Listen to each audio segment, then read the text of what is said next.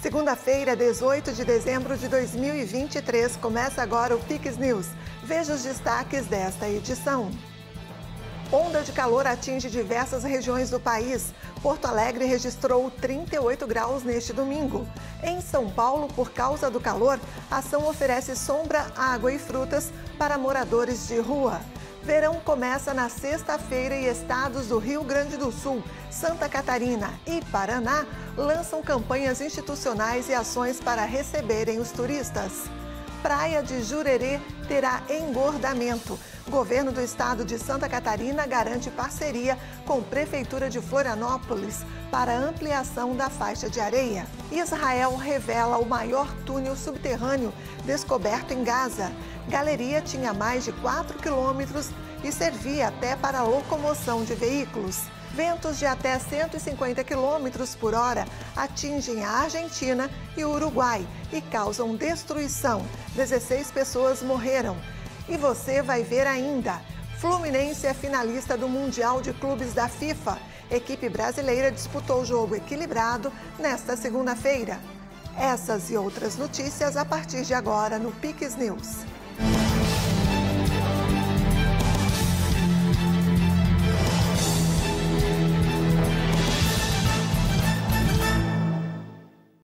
Olá, obrigada pela companhia. Nós estamos ao vivo, agora são 8h02. Faltando poucos dias para a estação mais quente do ano, diversos estados do país deram início às operações de verão. No Rio Grande do Sul, uma ação recepcionou turistas e moradores em Imbé, no litoral norte do estado. Diversos serviços que estarão disponíveis à população e turistas foram apresentados. Um evento com autoridades locais e do governo do estado apresentou as novidades. Ampliamos o valor pago aos municípios na atenção básica à saúde, porque os municípios recebem mais gaúchos, naturalmente, que não são moradores necessariamente. Então, geralmente, todos os anos nós passamos o recurso, esse ano colocamos um recurso a mais para cada uma das municipalidades e também aumentamos o número de guaritas nas águas internas. Por exemplo, aqui no litoral norte tem a Lagoa do Bacupari, ali entre Mostardas e Palmares do Sul, que é uma lagoa belíssima e que se tornou um ponto turístico. Não tinha guarita, então esse ano, com uma parceria com o município de Mostardas, inclusive nós estamos fazendo a instalação de uma guarita com guarda-vidas e assim por diante. Então, uma série de investimentos e o governador também liberou um recurso vultuoso aqui para as estradas do litoral, para que a gente possa fazer a recuperação da Interpraias, a Estrada do Mar, sinalização, RST 101 que já foi recuperada, RS 30 que já foi recuperada, entre outras, que além das obras que já foram inauguradas nos últimos meses, como é o caso da 407, Capão da Canoa, que é mais uma novidade para esse veraneio, o primeiro veraneio que vai estar a obra inaugurada, duplicada, ali no acesso a Capão, que é um dos maiores VDMs, volume diário médio de veículos aqui da região e talvez do estado até nessa temporada. As ações em praias, lagos e balneários do Rio Grande do Sul seguem até o dia 10 de março. Além do reforço na segurança pública, com policiais civis e militares e guarda-vidas, uma série de serviços do estado estarão à disposição de quem frequenta os locais. Durante o ato, em atendimento à imprensa, o governador Eduardo Leite falou a respeito da reforma tributária aprovada na Câmara dos Deputados e sobre os impactos na arrecadação do estado. No que diz respeito à questão do ICMS, o que foi feito no artigo 131 foi só tirar o período 2024-28, mas continua sendo previsto lá que a distribuição até 2078 dos recursos entre os estados vai se dar pela participação média de cada estado no ICMS. Mas essa participação média do quê? De quando? De que período? Jogaram para a lei complementar. Quem garante que na lei complementar não vão estabelecer o mesmo período ou até um critério pior para o Rio Grande do Sul? Então isso mantém a preocupação com perdas de arrecadação para o futuro, e a gente sabe, como eu já falei sempre com absoluta transparência, que o Estado também precisa repor perdas de arrecadação por conta da lei complementar 194, que foi aprovada no ano passado no Congresso Nacional e que tirou parte da nossa arrecadação quando forçou reduzir alíquotas que eram 25% para 17%. Já em Santa Catarina, o fluxo de turistas é maior e o governo do estado e municípios se preparam para a temporada, já que a expectativa é de recorde de visitantes. Já consolidada em Santa Catarina, a temporada de verão é responsável não só pelo aumento de visitantes, mas também por um maior giro na economia local e pela popularização das belezas naturais. Com o objetivo de oferecer mais segurança e uma maior estrutura durante a temporada, O governo do estado lançou na última sexta em Florianópolis o programa Estação Verão. De acordo com o governador do estado, Jorginho Melo, esta será a maior cobertura de todos os tempos em Santa Catarina. Todos nós estamos preparados para receber mais de 2.800.000 pessoas, né? Vamos tratar bem o turista, vamos fazer com que ele gaste cada vez mais, ele deixe divisas em Santa Catarina. Durante o ano, muitas vezes Santa Catarina foi premiada e considerada o estado mais seguro do Brasil. A segurança é um pilar essencial para o setor turístico e contribui para a construção da reputação do estado como um destino acolhedor e tranquilo. Nós teremos uma estrutura de delegacias móveis que registrarão ocorrências nas praias. E a expectativa então é de fazermos a maior e a melhor operação Estação Verão da história da Polícia Militar, aliando o que nós temos de melhor, as pessoas, os nossos policiais militares e a tecnologia que nós estamos trabalhando então para que em conjunto, a gente tenha esses resultados positivos. Venham para Santa Catarina. Santa Catarina é um estado seguro, onde nossas forças de segurança atuam de modo coordenado, integrado, e a Polícia Científica integra essas forças. Nós não queremos que crimes aconteçam aqui em Santa Catarina, mas caso acontecerem, nós estamos preparados para dar a pronta resposta. A saúde pública também é assunto tratado com relevância. A secretária de Saúde, Carmen Zanotto, ressalta os cuidados que a população deve ter para evitar a dengue e como se proteger das altas temperaturas nesta época do ano. Segundo ela, cada um tem que fazer a sua parte. Portanto, agora é hora de cada um de nós mantermos as nossas responsabilidades, que é a limpeza das nossas casas, o cuidado dos nossos pátios, dos terrenos ao lado das nossas casas e das empresas em que a gente trabalha, para que o poder público municipal possa estar cuidando das praças e dos cemitérios. Então, a questão da dengue muito está nas nossas mãos, com o autocuidado que precisamos realizar nos nossos espaços. A demanda de energia elétrica também aumenta durante o verão. Está previsto para esta temporada um crescimento de mais de 9%. Um aumento nas equipes, número de equipes, subestações móveis para reservas eventuais, geradores para alguma emergência. Estamos muito bem preparados para atender melhor Santa Catarina. O programa Estação Verão é uma oportunidade de apresentar Santa Catarina como um destino preparado e diversificado para receber o turista em todas as estações do ano. Esse planejamento faz parte do novo reposicionamento de Santa Catarina como produto turístico, né? Santa Catarina é diversificada, todo mundo sabe isso, mas como nós vamos nos comunicar com o mercado? Então nós estamos dividindo o calendário em estações, nós estamos usando o frio como um produto e um ativo turístico do estado de Santa Catarina e o verão que é já consolidado. Mas como falar do verão não tão somente como o sol e o mar, não tão somente quanto as praias. Então esse é o nosso desafio, esse é o nosso grande planejamento de sim usar o sol e o mar como um dos grandes indutores do turismo catarinense, principalmente na estação de verão, mas fazer com que esse momento também seja muito importante para estar mostrando os equipamentos, novas experiências, novas regiões e municípios que hoje trabalham com turismo. E no Paraná, o foco está nas atrações culturais. 27 shows nacionais e regionais prometem animar o público no litoral e na região noroeste do estado. Guaratuba foi escolhida para sediar o lançamento do Verão Maior, projeto da estação mais quente no estado do Paraná. Bombeiros e guardas-vidas terão reforço no efetivo para prevenção e atendimento a acidentes, enquanto o policiamento reforçado ajudará as cidades, praias, shows e rodovias estaduais. São em torno de 1.800 policiais aplicados ao longo da Operação Verão. De bombeiros militares, nós teremos em torno de 800, somando guarda-vida civil com guarda-vida militar. E todo investimento em viaturas novas, viaturas que estão aplicadas aqui são viaturas novas, viaturas semi-blindadas, que vieram exclusivamente para essa operação. Temos embarcações novas, temos moto aquática, temos quadriciclos, enfim, teremos 3 aeronaves à disposição exclusiva para a Operação Verão, que não se restringe só à Costa Leste. Nós teremos também na Costa Noroeste, lá em Porto Rico, teremos na Costa Oeste, enfim, em todo o Paraná estaremos à disposição da sociedade. A programação cultural terá 27 shows com atrações nacionais e de 34 artistas paranaenses, além de atrações na costa noroeste do estado. Arenas de atendimento, prestação de serviço, atividades esportivas e culturais serão instaladas nos principais destinos. São 8 arenas que nós teremos, com equipes itinerantes, para nosso turista, da nossa cidadania. A ordem do governador foi criar um círculo virtuoso de turismo, cultura, esporte, todo o governo para beneficiar a economia. É dessa forma que o governador acabou de falar que nós vamos ter o melhor litoral do Brasil. O governo do estado investiu 80 milhões de reais para a preparação do litoral e das praias de água doce da região noroeste. O objetivo é atrair mais turistas do que na temporada passada, quando cerca de 3 milhões de pessoas visitaram as praias paranaenses. Pelo volume de reservas nos hotéis e pousadas aqui do nosso litoral, pelo volume de casas alugadas, praticamente está hoje dificuldade de você conseguir uma casa alugada, e o próprio retorno, feedback dos comerciantes que já estão sentindo, mesmo antes do lançamento do verão maior, o volume de gente vindo para o litoral que não é habitual neste período até, vamos dizer assim, antes do Natal. Então é uma demonstração que vai ser grande aí o volume de pessoas participando do nosso litoral. O governo de Santa Catarina formou parceria com a Prefeitura de Florianópolis para as obras de engordamento da praia de Jurerê.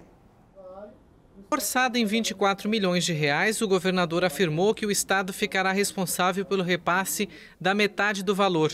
Conforme o projeto da prefeitura, ao final dos trabalhos, a praia terá um volume dragado de mais de 490 metros quadrados e faixa de areia de 30 metros. As praias Ingleses, Canas Verdes e agora Jurerê precisam de intervenção para que se recupere o tamanho da faixa de areia original. Hoje, Jurerê, que é o objeto dessa assinatura que nós vamos fazer aqui no governo do estado, que está financiando 50% da obra, uma obra de 24 milhões de reais, o governo do estado financia metade dessa obra e a prefeitura outra metade. É de suma importância porque naquela região, muitos lugares de Jurerê já não tem mais praia.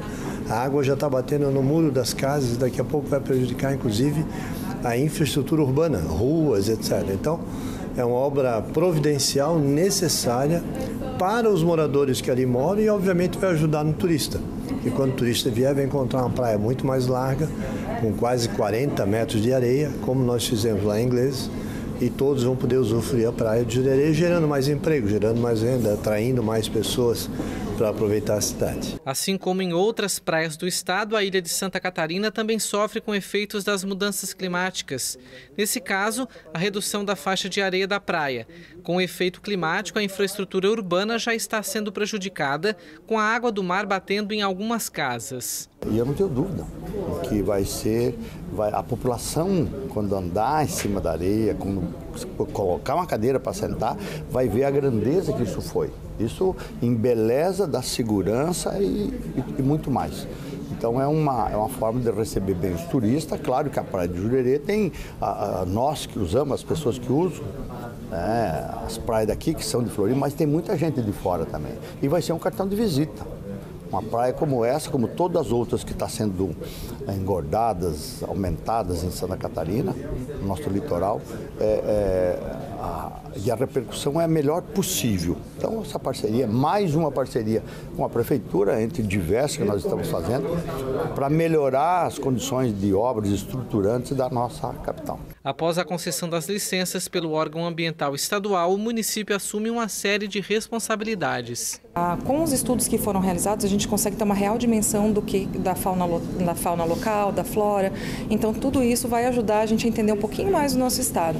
Essas condicionantes que são fixadas na licença são muito importantes e o município cumprindo elas, a gente futuramente vai conseguir visualizar as melhorias e aí talvez a gente consiga ver melhor o nosso ecossistema e consiga desvendar algumas coisas que a gente ainda não tem conhecimento aqui em Santa Catarina, como aconteceu na Ilha do Campeche, quando alguns estudiosos acharam espécies que só Santa Catarina tem.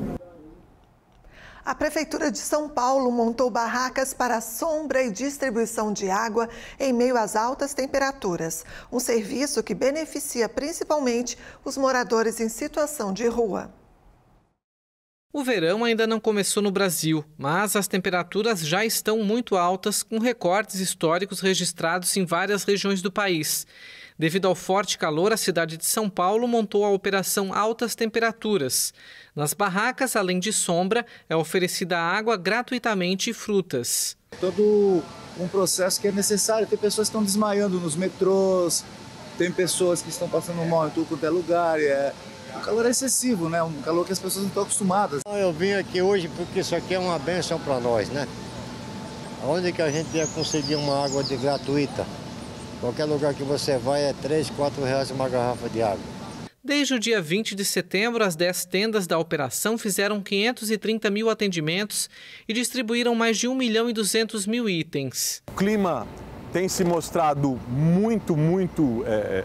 o calor muito excessivo e a partir daí a cidade tem se preparado e iniciado medidas que são inéditas no país, com a montagem de 10 tendas como essas, que são espaços que geram sombras para a proteção da população, distribuição de água gelada, chá, suco para a população, também a distribuição de água para os animais de estimação. As 10 tendas funcionam sempre que os termômetros ou sensação térmica atingem 32 graus ou mais na capital paulista.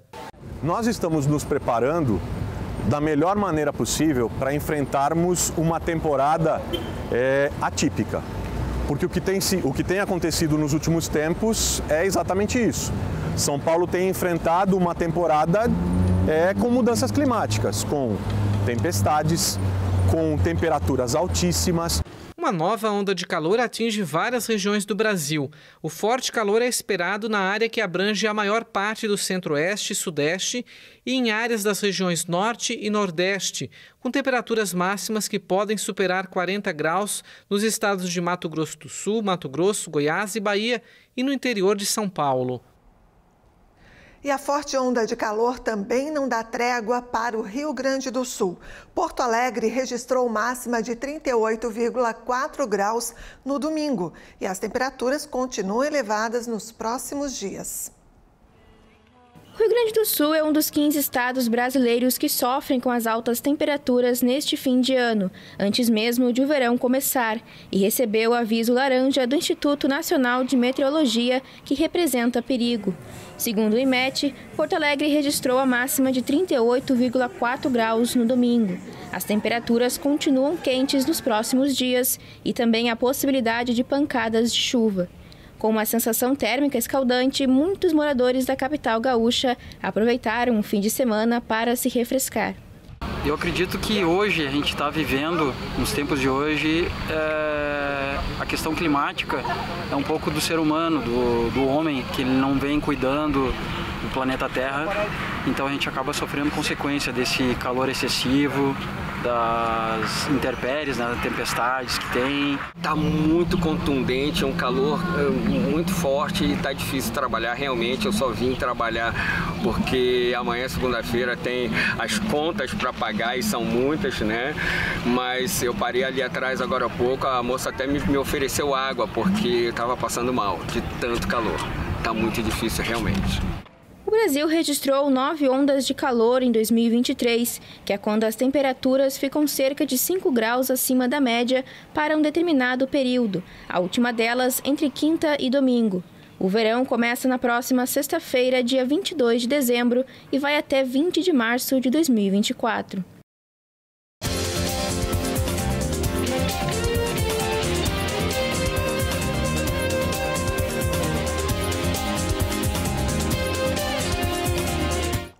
O ex-jogador de futebol Marcelinho Carioca, ele foi encontrado após ser dado como desaparecido, de acordo com informações da Polícia Civil. O ex-jogador não era visto desde o domingo. No início da tarde desta segunda-feira, Marcelinho foi solto pelo sequestrador e encontrado pela polícia em uma rua de Itaquaquecetuba, em São Paulo. O veículo do ex-jogador foi localizado abandonado, mas sem o ex-atleta. Em um vídeo que circula nas redes sociais, o meio-campista aparece dizendo que foi sequestrado pelo marido de uma mulher com quem se relacionou no último domingo. Ela pede para que acreditem no ex-jogador. Em coletiva nesta tarde, ele disse que foi forçado a gravar o vídeo. De acordo com a Polícia Civil, ele foi libertado depois de ser mantido por algumas horas em cárcere privado e que R$40 mil foram levados. A motivação do sequestro está sendo investigada. 3 homens e 2 mulheres foram presos. E a edição do Mundial FIFA de Clubes deste ano, que ocorre na Arábia Saudita, vai ter time brasileiro na final. O Fluminense, atual campeão da Libertadores da América, está na decisão e aguarda o vencedor da outra semi para então saber quem vai enfrentar. O tricolor carioca, atual campeão da América, enfrentou na tarde desta segunda-feira o Al Ahly, atual campeão africano, e conseguiu sair com a vitória, garantindo a participação na grande final do torneio. O Flu estava com o time completo e foi para cima do time egípcio. O jogo aberto do técnico Diniz permitiu que o adversário chegasse à meta do goleirão Fábio, que fez alguns milagres. Diferente do primeiro tempo, onde o jogo foi lá e cá, no segundo tempo o time brasileiro cresceu e, após grande jogada do lateral Marcelo, um pênalti, cobrado pelo colombiano John Arias, que abriu o placar do jogo. O representante africano tentou reagir, mas nos minutos finais, o centroavante, considerado o herói do Flu, John Kennedy, matou a partida com um golaço. Após receber na entrada da área, ele tirou o marcador e mandou para o fundo das redes, dando os números finais à partida, 2-0. Na tarde desta terça-feira, a outra semifinal entre o inglês Manchester City e o japonês Urawa Reds vai definir o adversário do time brasileiro na grande final, que ocorre na próxima sexta, às 3 da tarde. E você vai ver a seguir: ventos de até 150 km por hora atingem a Argentina. Temporais também castigaram o Uruguai. Vaticano autoriza bênção não litúrgica para casais do mesmo sexo, mas ainda é contra a celebração do matrimônio homoafetivo. É depois do intervalo, voltamos já. Somos a JJ Hotels Group. Com uma equipe especializada, vamos ajudar o seu hotel ou pousada a crescer nas vendas. Cuidamos de toda a parte de marketing e central de reservas, para que o seu hóspede tenha um atendimento privilegiado e a atenção que ele merece. Além de uma experiência de 10 anos no mercado, contamos com os melhores sistemas para o controle da sua hospedagem. Você se preocupa em receber os seus hóspedes, nós nos preocupamos em levar eles até você. Já pensou em estar em um lugar assim? É que visitar minha morada é viver um sonho acordado. E agora ficou mais fácil para ti me conhecer. Curta Garopaba na palma da sua mão. Mais que um aplicativo, um guia turístico de tudo o que você pode fazer aqui. Tem praias, trilhas e calendário de eventos. Além do turismo cultural com boas histórias. Uma verdadeira viagem pelas minhas memórias. Isso tudo sabendo se tá quente, se tá frio, com a previsão do tempo. E até notícias, informações do horário de ônibus e de telefones importantes. Baixe agora mesmo, monte seu roteiro e curta Garopaba na palma da sua mão.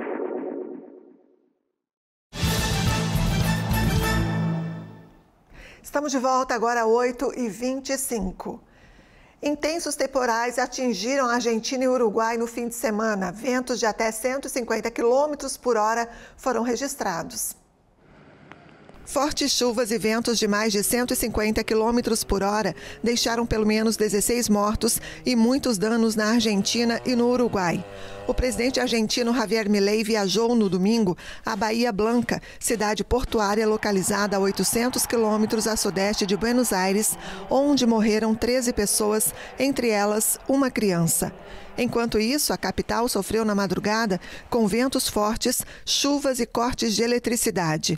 Mais de 360 árvores caíram na região e destroçaram veículos, cortaram cabos e interromperam o tráfego. O Serviço Público de Emergência do país vizinho informou que pelo menos 6 pessoas ficaram feridas na madrugada durante uma festa musical no bairro de Palermo. Mais de 100 voos foram cancelados no aeroporto Jorge Newbery, de acordo com a concessionária Aeroportos 2000.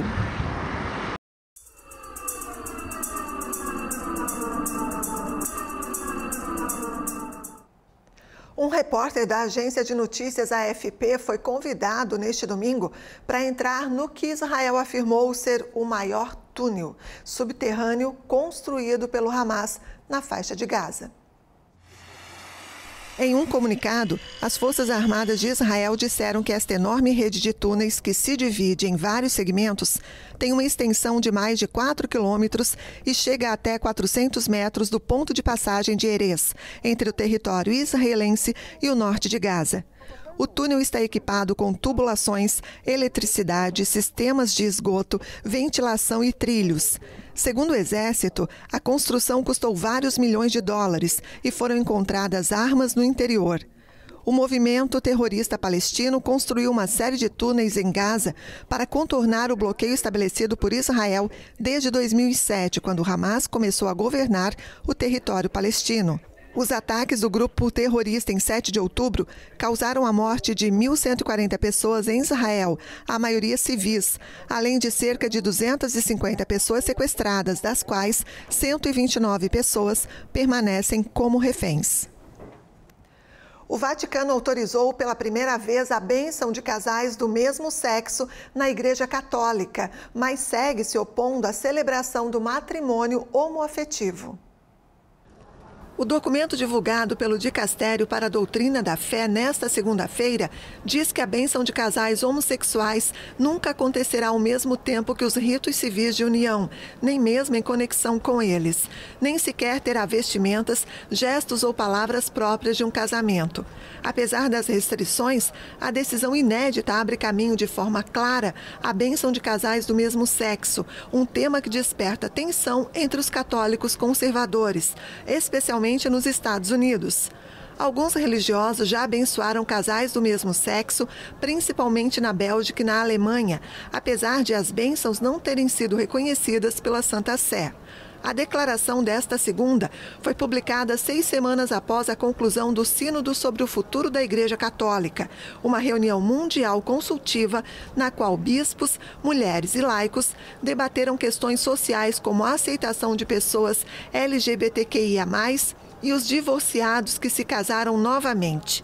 5 cardeais conservadores pediram publicamente, no início de outubro, que o Papa Francisco reafirmasse a doutrina católica sobre os casais homoafetivos, mas o documento final do Sínodo não incluiu o tema.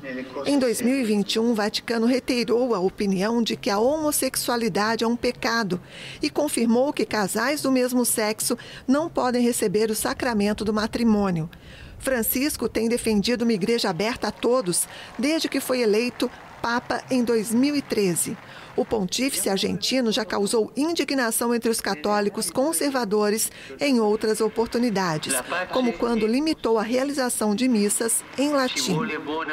Os cidadãos chilenos rejeitaram neste domingo uma proposta de nova Constituição elaborada por um comitê liderado pelos conservadores, o que significa que o texto vigente desde a ditadura de Augusto Pinochet segue em vigor. Mais de 15 milhões de chilenos estavam aptos a votar a favor ou contra a segunda iniciativa constitucional em menos de 2 anos após a eclosão social de 2019. O texto foi elaborado por um conselho dominado pelo Partido Republicano, com determinações como um novo marco regulatório que limitaria o papel do Estado na economia de mercado e poderia levar a uma revisão do direito ao aborto em seus 3 fundamentos: estupro, inviabilidade do feto e risco para a mãe. Outro ponto era o endurecimento do tratamento dispensado a imigrantes, com a expulsão de quem está em situação irregular. Em novembro de 2020, 80% dos chilenos decidiram iniciar um processo para mudar a Constituição em vigor desde a ditadura, em resposta aos protestos históricos que marcaram outubro de 2019. Uma Assembleia Constituinte dominada pela esquerda elaborou um texto progressista que foi rejeitado por 62% dos votantes. O texto conservador proposto também não conseguiu chegar a um consenso, em meio a um cansaço palpável na votação, que se refletiu na campanha com encerramentos muito pequenos nesta semana. O governo do esquerdista Gabriel Boric manteve uma posição neutra diante do processo.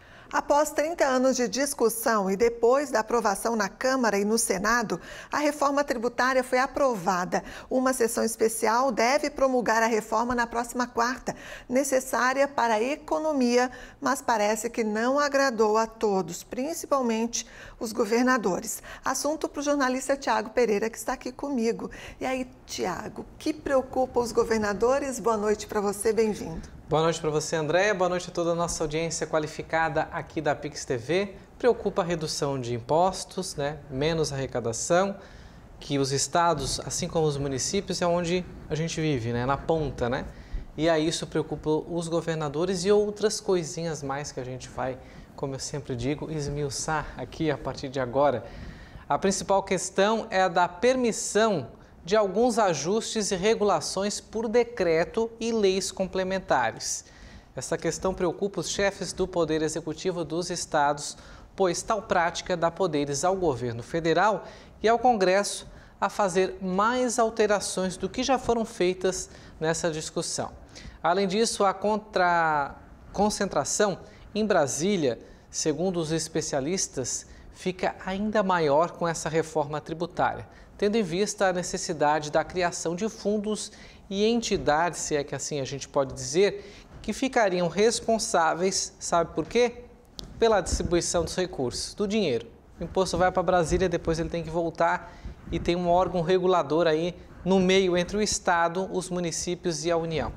A promessa da reforma tributária sempre foi a de simplificar a arrecadação, mas nós estamos prestes a entrarmos em mais um manicômio tributário, com muitas regras e inúmeras exceções. Empresa que paga X, outras que pagam Y, como já é hoje. Essa versão final, aprovada na Câmara Federal, teve 14 alterações, ou seja, 14 trechos que foram removidos daquilo que já tinha sido enviado para o Senado e discutido lá. Uma manobra fez com que esse texto, portanto, não precisasse voltar para o Senado numa espécie de ping-pong, porque assim, passa pelo Senado, aprova, volta para a Câmara. Se a Câmara faz algumas alterações que podem impactar consideravelmente, tem que voltar para o Senado. Eles conseguiram fazer uma manobra removendo 14 artigos, 14 fases, 14 trechos, sem que ele precisasse voltar a ser discutido e votado no Senado. Você imagina, se chega lá no Senado e eles querem fazer mais alterações, aí a gente ia vencer aí o ano 2024 com discussão dessa reforma. Em total vigor, a alíquota estimada é de 27,5%, podendo ser até mais alta, segundo especialistas. Então, o que a gente chega à conclusão é que, ao invés da simplificação, eles criaram, portanto, uma oportunidade de arrecadar mais. É o que eu sempre falo aqui e acabo sendo até repetitivo. Nós precisamos de redução da máquina pública, ter gastos que justifiquem e menos interferência do Estado nas ações, principalmente econômicas. É só assim que nós teremos a liberdade econômica, que a gente sempre prega, e um ambiente propício a investimentos. Do resto, é só trocar 6 por uma dúzia. Enquanto, portanto, a gente não tiver uma simplificação total da arrecadação, que seja mais prático para o empresário saber quanto ele vai pagar no próximo mês de impostos. Hoje ele precisa do auxílio de um contador, que esse contador usa de uma assessoria que o cerca de informações, porque é um manicômio mesmo o nosso Código Tributário o brasileiro hoje. E o que se pregava sempre era uma redução, uma simplificação. Cada empresa no seu segmento tinha uma carga tributária a ser recolhida. E não foi isso que a gente viu. Cada setor criou o seu lobby, tratou os seus deputados, como a gente sabe que funciona, para que fizesse uma base ali, convencesse a remoção de uma atividade aqui, a inclusão de outra ali, para que essa tenha benefício X, outro Y, outro Z, e assim a gente acaba criando mais um arcabouço de informações desencontradas, que vai dificultar o empresário saber o que ele vai realmente pagar de imposto pelaquela atividade que ele pratica, assim como para que os estados, o município e a União possam ter até uma previsão mais prática de arrecadação, e agora a gente não vai ter isso. e, ao invés de simplificar, também aproveitaram aí, como eles sempre gostam de fazer, aumentar a arrecadação, porque falar em redução de custos ninguém fala. Por hoje é só, André e audiência, a gente volta na quarta-feira, até para trazer essa atualização dessa promulgação, uma sessão especial. Pouco se tem a comemorar, mas 30 anos discutindo, a gente sabe que é necessário, mas como você falou, é necessário dentro de uma condição que vai favorecer e aliviar os nossos bolsos. Agora, quando a gente vê uma arrecadação mais alta e uma forma de arrecadação um tanto quanto atrapalhada como a gente tem hoje, a evolução é pouca, né, para uma reforma que vai suprir os efeitos a longo prazo. Tá certo, então, até quarta. Até. Obrigada, Tiago. Boa noite. Boa noite. Da política para a saúde, chegou neste final de semana um novo equipamento de ressonância magnética ao Hospital Regional do Alto Vale, em Rio do Sul. O aparelho deverá atender a população de 28 municípios. Referência em serviços de oncologia, ortopedia, cardiologia e neurologia, o Hospital Regional do Alto Vale realiza 5.000 atendimentos por mês. Mas há pelo menos 8 meses estava sem o equipamento de ressonância magnética. No entanto, neste final de semana o cenário mudou. O novo aparelho deverá trazer mais agilidade no atendimento do local. Com tecnologia alemã, o equipamento traz modernidade, facilitando a precisão dos diagnósticos. Quanto mais a gente melhora diagnóstico e tem equipamentos para fechar um diagnóstico com mais qualidade, melhor. Ter uma ressonância dentro do hospital é sim para o hospital o melhor diagnóstico para vários procedimentos e para várias especialidades. Então isso é fundamental. Então demorou um pouco para vir, mas já estamos fazendo atendimentos neles, exames, e isso aí vai trazer para a população do Alto Vale uma tranquilidade, porque não precisa se deslocar para outros lugares e tal, para fazer os exames. E nós vamos fazer exames tanto internos de pacientes que estão internados, como externos também. O aparelho que tinha antes demorava 40 minutos para fazer uma ressonância, esse demora 5 minutos. Né? Um aparelho moderno. Com 4,3 milhões de reais investidos, o equipamento foi pago por meio de emenda parlamentar do próprio governador, no período em que ainda ocupava a cadeira de senador. O aparelho deverá atender a população de 28 municípios do Alto Vale do Itajaí. E eu fiz essa emenda como senador ainda. Você vê como a burocracia atrapalha, né? A burocracia da papelada é a coisa que mais nos prejudica. Uma emenda que eu fiz como senador da República, destinei ao hospital a pedido da direção, dos médicos daqui. E agora foi liberado, então eu estou entregando. Vou fazer uma visita ao hospital, um hospital que é referência regional, hospital que faz atendimento e cada vez mais nós estamos credenciando serviços para que as pessoas não precisem ir para outros centros, possa fazer aqui a regional, os 28 municípios dessa regional, que é uma regional grande, possam ser atendidos aqui sem que estar batendo cabeça aí para ir para outros lugares, né? E amanhã a cidade de Garopaba, no sul catarinense, celebra 62 anos de emancipação político-administrativa. As comemorações começam às 7 da noite. Na Praça Governador Ivo Silveira, a Orquestra Camerata apresenta o espetáculo Marley in Camerata. A entrada é gratuita. E nós terminamos o Pix News de hoje em clima de Natal, com imagens da casa mais iluminada do Brasil. Ela fica no bairro Itoupava Norte, em Blumenau, no Vale do Itajaí, em Santa Catarina. Mais de 800 lâmpadas compõem toda a decoração do imóvel, que se transforma em um verdadeiro espetáculo de Natal. O proprietário, o seu Martim, abre a casa ao público. A visitação é gratuita. Mais notícias no nosso site pixtv.com.br. E a gente se vê amanhã, ao vivo, às 8 da noite. Até lá, boa noite a todos. Pix TV é conteúdo todo dia.